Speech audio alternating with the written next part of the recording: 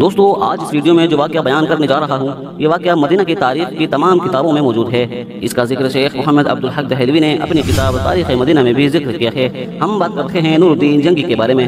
دوستو نور الدین جنگی مسلم دنیا کے عظیم ترین فاتح اور مثالی حکمران تھے۔ آپ کا پورا نام المالک العادل نور الدین ابو القاسم محمد ابن امام الدین جنگی تھا۔ آپ کی پیدائش 1118 عیسوی میں ہوئی جبکہ آپ کا انتقال 15 مئی 1174 میں ہوا۔ اور دوستو نور الدین جنگی صلاح الدین ایوبی کے استاد بھی رہے ہیں، وہی صلاح الدین ایوبی جنہوں نے بیت المقدس کو فتح کیا تھا۔ کہتے ہیں کہ بیت المقدس کو فتح کرنے کا خواب نور الدین جنگی نے بھی دیکھا تھا۔ یہ بھی کہا جاتا ہے کہ نور الدین جنگی نے مسجد الاقصی میں رکھنے کے لیے ممبر بھی بنوایا تھا۔ آگے چل کر صلاح الدین ایوبی نے مسجد الاقصی کو فتح کرنے کے بعد یہی ممبر رکھوایا تھا۔ تو اس گھٹنا کی طرف بڑھتے ہیں جب عیسائیوں نے ایک سازش مرتب کی۔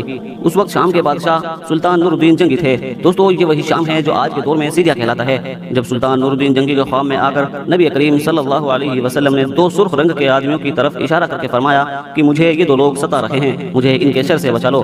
سلطان نور الدین جنگی اچانک اٹھ بیٹھے اور نم آنکھوں سے فرمایا کہ میرے ہوتے ہوئے میرے آقا نبی کریم صلی اللہ علیہ وسلم کو کون ستا رہا ہے۔ آپ اس خواب کے بارے میں سوچ رہے تھے جو مسلسل 3 دن سے انہیں آ رہا تھا، اور آج پھر چند لمحوں پہلے انہیں آیا، جس میں سرکار دو عالم نبی اکرم صلی اللہ علیہ وسلم دو افراد کی طرف اشارہ کر کے فرما رہے ہیں کہ مجھے یہ ستا رہے ہیں۔ اب سلطان کو قرار کہاں تھا؟ انہوں نے چند ساتھی اور سپاہی لے کر دمشق سے مدینہ جانے کا ارادہ فرمایا۔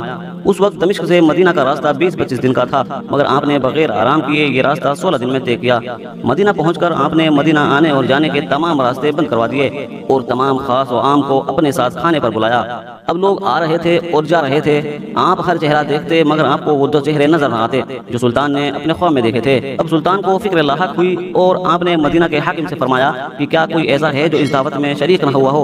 جواب ملا کہ مدینہ میں رہنے والوں میں سے تو کوئی نہیں، مگر 2 مغربی زائر ہیں جو روضہ رسول کے قریب ایک مکان میں رہتے ہیں، تمام دن عبادت کرتے ہیں اور شام کو جنت البقیع قبرستان میں لوگوں کو پانی پلاتے ہیں۔ سلطان نے ان سے ملنے کی خواہش ظاہر کی۔ دونوں ظاہری طور پر بہت عبادت گزار لگتے تھے۔ ان کے گھر میں تھا ہی کیا، ایک چٹائی اور 2-4 ضرورت کے سامان۔ ایک دم سلطان کو چٹائی کے نیچے فرش لرزتا محسوس ہوا۔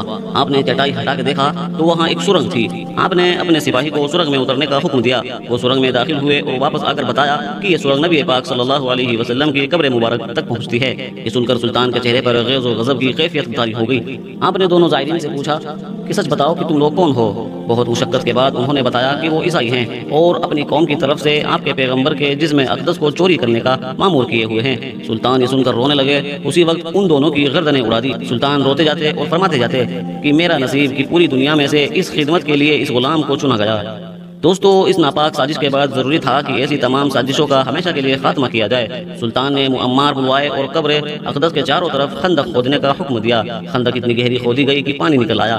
سلطان کے حکم سے اس خندق میں پگھلا ہوا شیشہ بھروا دیا گیا۔ شیشے کی یہ خندق آج بھی روضہ رسول صلی اللہ علیہ وسلم کے گرد موجود ہے۔